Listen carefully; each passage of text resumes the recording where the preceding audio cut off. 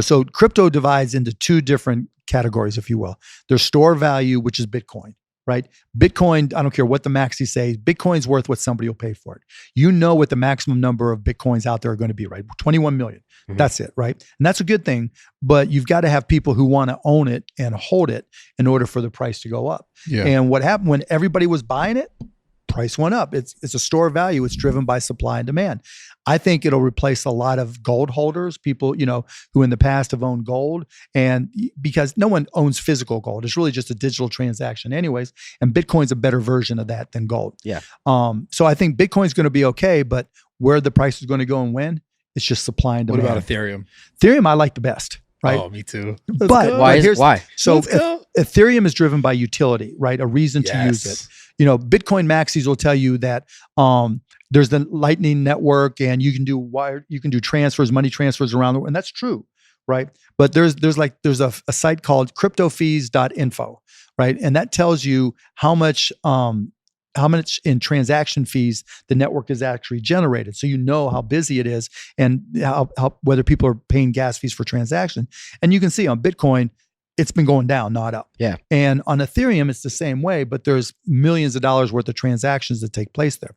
The issue is what drove the price of Ethereum up is people needed to buy for gas fees for NFTs. Yeah. Mm-hmm. Right. And when everybody was just game over NFTs, and everybody was going nuts over people were minting them, that used gas fees. People were buying them, that used gas fees. People were trading them, that used gas fees.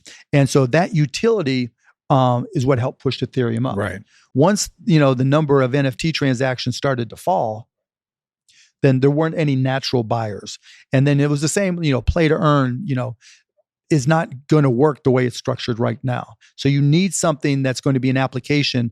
It's like if you think about the early days of the iPhone and mobile computing, and we really didn't know anything about apps, right? And it was just like, okay, what apps am I possibly going to use? Then all of a sudden Instagram's there. Social media. Man. Yeah, social media, bam, right? And now all of a sudden, okay, everybody's going to download Instagram. Every kid's going to download Snapchat. Every kid's going to download TikTok now, right? Yeah. Every kid's going to download even the YouTube app, right? And so that is utility. That forces people to use your iPhone, use the App Store, whatever. It's a great way of looking at it. Yeah. With Ethereum, it's the same type of thing. There's no app where you say, okay, we all got to use it. Yeah. That's what it needs. And it's not going to be like, okay, here's Instagram for Ethereum, or here's how do you Snapchat. think that happens then?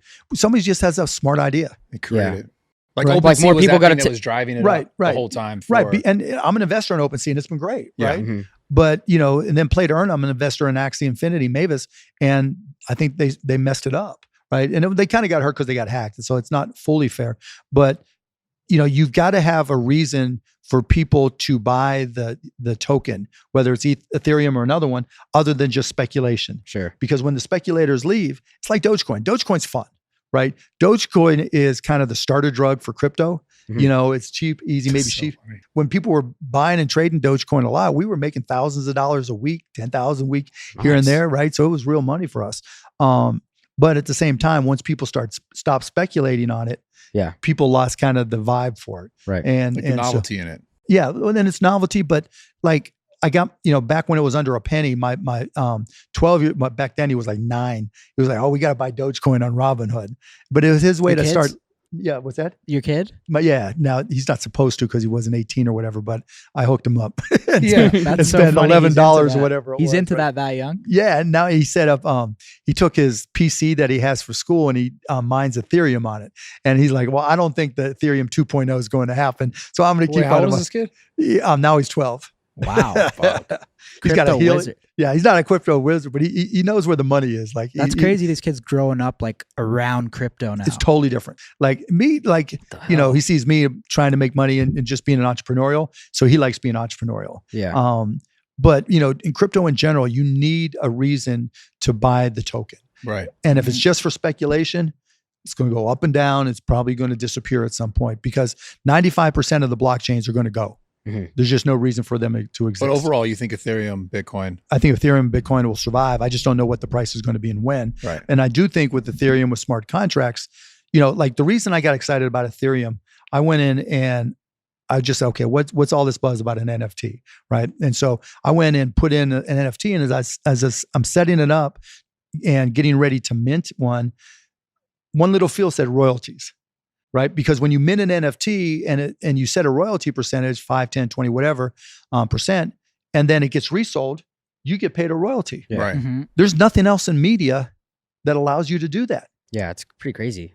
But if you wanted to sell, your podcast, you could, but there's just no way really to monetize it after that first sale. Yeah. And for most content, there's no way to monetize. Like you've been in a YouTube game forever, and if it's downloaded or watched and That's it. shared, that's it.